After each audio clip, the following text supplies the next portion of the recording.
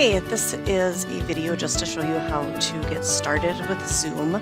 So the very first thing that you're going to need to do is go to www.zoom.us/education.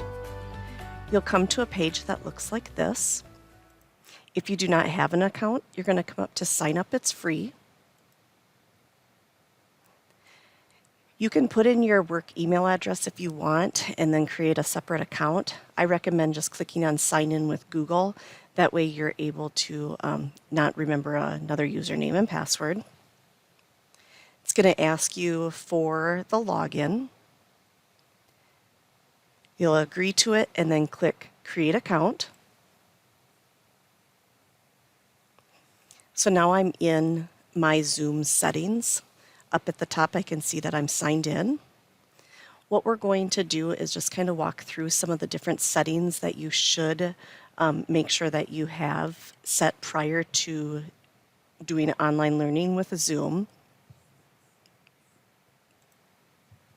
So at any time you need your address, the website that you're going to send out to your kids, if you click on Profile, the information is saved right here. So that is what I'm actually going to copy and paste and put into Schoology. It's a good idea to have this as a separate option in Schoology just so the kids can click on it right away. And then what we're going to do is we're going to come down to meetings. So there's a couple different ways that you're able to use Zoom. You can either schedule a new meeting every single day, or you can use what's called a personal meeting room, which means that you don't have to create a Zoom meeting every day. You just use one account and you don't even have to have a password on it. And then the students just click right on that link to get into your account or get into the Zoom meeting every day. So if you come over to personal meeting room, these are just some of the things here. Here's my URL again. So we're going to come down to settings. And then these are just different settings that you can choose. So for host video, start meetings with the host video on. That's always a good idea just because students want to be able to see your face as the teacher. You can set to have students as they enter. It will automatically turn on their video as well.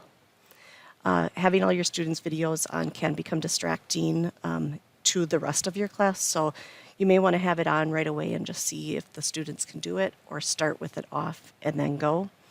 Audio type, like I said, we want to leave it as computer and telephone. The next one is join before host. This allows students, if you turn it on, that they can join by clicking the link before you actually say start meeting. This one is using a personal meeting ID.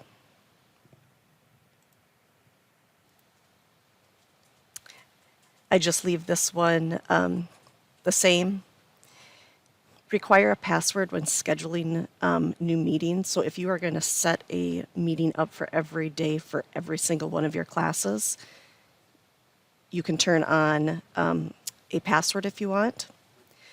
Where it says oops, I was on the wrong one here. Require password for joining the one-click join, which is what we would be doing with the personal meetings. You don't have to have a password on, and I actually would suggest turning it off just because you'll have to make sure you give that to your students as they enter. Require password for participants joining my phone. I have that off as well. The next one is important. It's mute participants when they come into the classroom. So I'm going to turn that on, so when they automatically come in, it will mute them. Then we're going to continue strolling down. Under the chat, there is a chat feature in Zoom.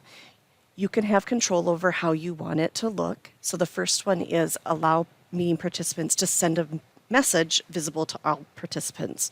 So that one's okay. So if they have a question, they can send it. I would suggest making sure that you have a conversation about to your student about the use of the chat. They are familiar with chat like text message. So on day one, I would definitely have a quick little chat about proper use. Private chat is automatically on. I'm going to turn that off because then your students can privately chat with one another.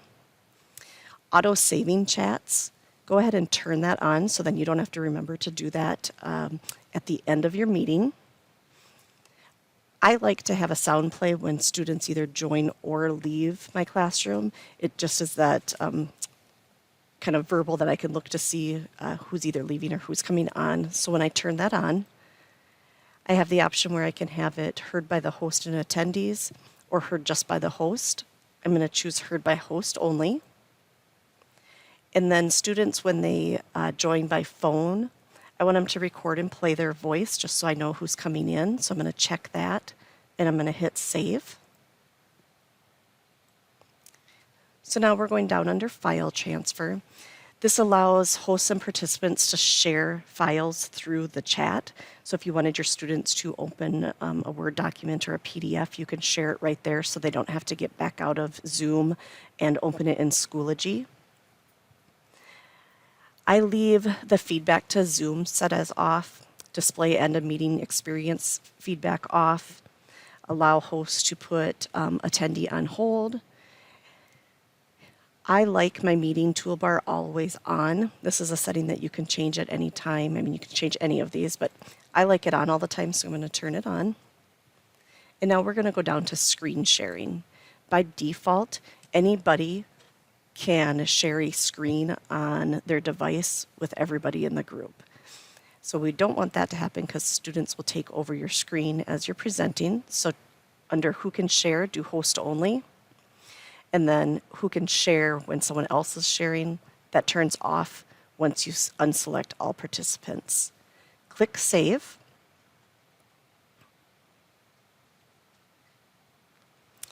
And then annotation, that allows students to use the annotation tools and add information on any screen you share, not just the whiteboard. So I'm going to go ahead and I'm going to turn that one off. Now the whiteboard, I want to leave that on because I want students to be able to add things in if, as we're working through. I do want it to auto save the whiteboard, so when I'm finished with the class, I don't have to remember to save that. Remote control. So during a screen sharing, the person who is sharing can allow others to control the shared content. So what that means is if my students were working on a project, I can give the control over to a student and they can share their project with everybody or their screen. Nonverbal feedback, I think of like as emojis. It's just where if they were confused, they could raise their hand. If you asked if everybody can hear you, verbally, they can either do a thumbs up, thumbs down. Quick way to do some formative assessments also. And then sometimes your student may accidentally get booted out if their internet isn't very great, or maybe they accidentally click to close out. So you'll want to make sure that you allow participants to rejoin your meeting.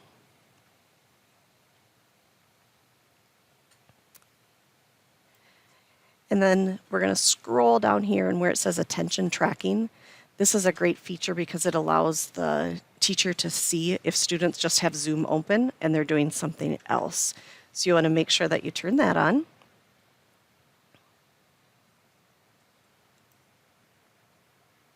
And some students might join from a computer instead of their iPad at home. So you can go ahead and turn this on, then they don't have to download the Zoom application. They can just join directly from their web browser. Email notifications, if a student tries to join before the host, or if a meeting's canceled, you can turn those on or off. And those are the ones that I suggest having on. So right now we've gone through where you just created the account and you've set up some settings. I'm going to end this video and then I will jump in on how you actually start a Zoom meeting.